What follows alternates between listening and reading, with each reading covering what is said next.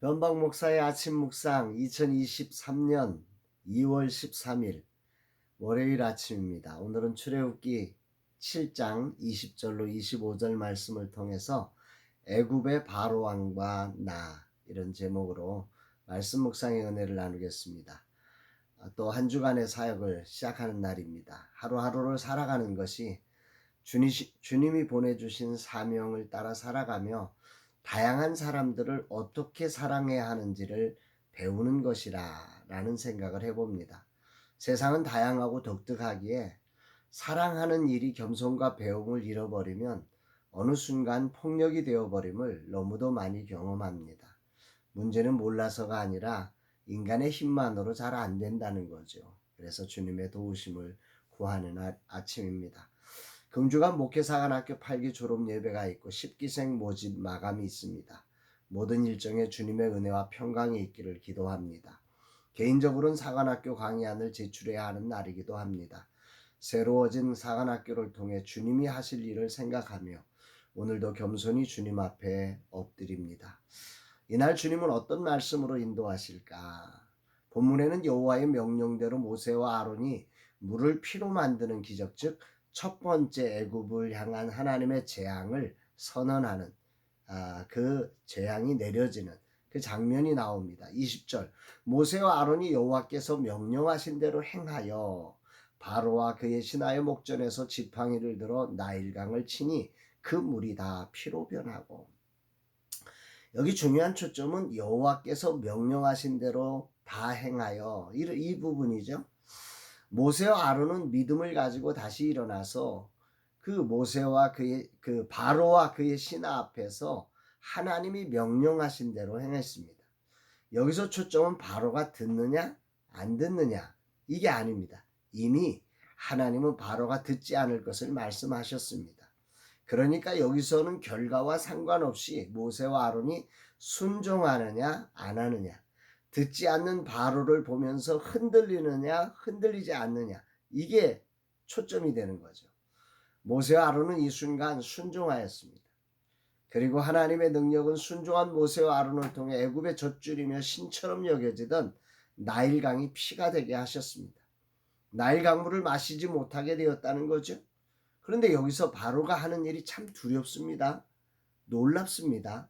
정말 안타깝습니다. 21절 나일강의 고기가 죽고 그 물에서는 악취가 나니 애굽 사람들이 나일 강물을 마시지 못하며 애굽 온 땅에 피가 있으나.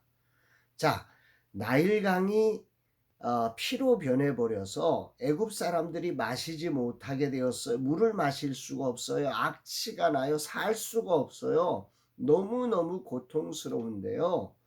여기서 그 바로가 하는 일을 보자는 거예요. 바로를 따르는 사람들이 하는 일을 보라는 거예요.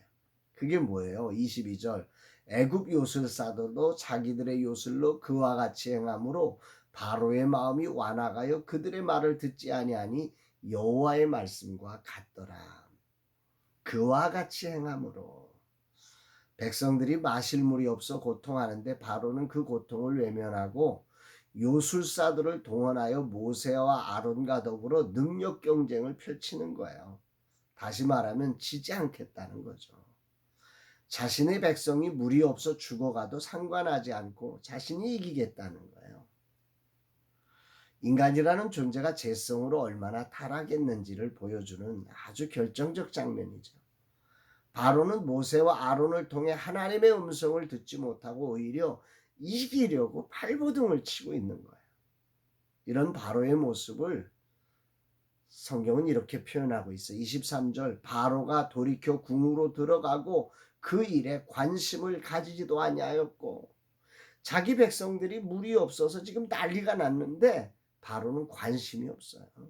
이런 일에 관심이 없어요. 그리고 자기 궁으로 돌아가 버렸다는 거예요. 바로는 그야말로 눈 하나 깜짝하지 않습니다. 자신은 신하들에 의해 공급되는 물을 먹을 수 있으니 그는 관심을 갖지 않아도 되었던 거죠. 다시 말하면 바로는 진정한 왕의 자리에 있는 게 아니라는 거죠. 그는 왕으로서의 자격과 권리를 포기해버린 거예요. 백성들이 악함을 한번 보세요. 24절 애굽 사람들은 나일 강물을 마실 수 없으므로 나일 강가를 두루 파서 마실 물을 구하였더라. 나일 강가를 두루 파가지고 마실 물을 먹어야 되니까요. 백성들은 그러고 있는데 왕이라는 사람은 관심도 없는 거예요. 너무 엉뚱하죠. 가족이 다 죽고 있는데 가장이 관심이 없어요.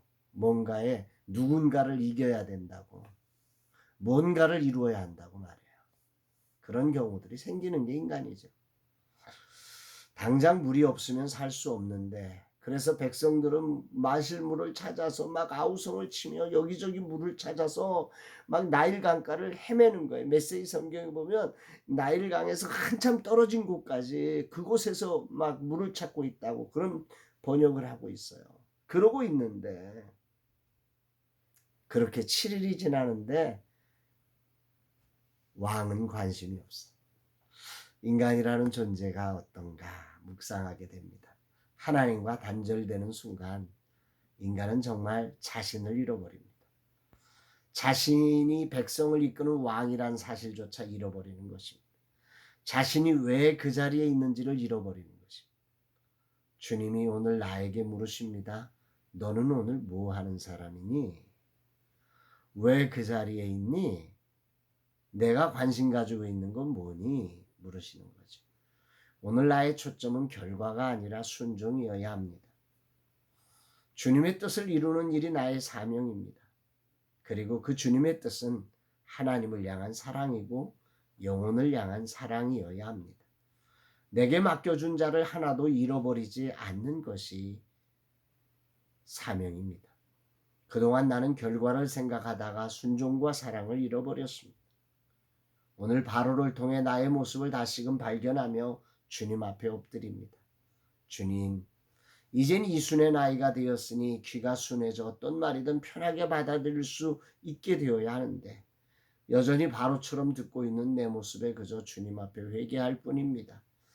언제나 후회가 없는 삶이 될는지 그래서 오늘도 주님을 붙들고 겨우겨우 일어섭니다.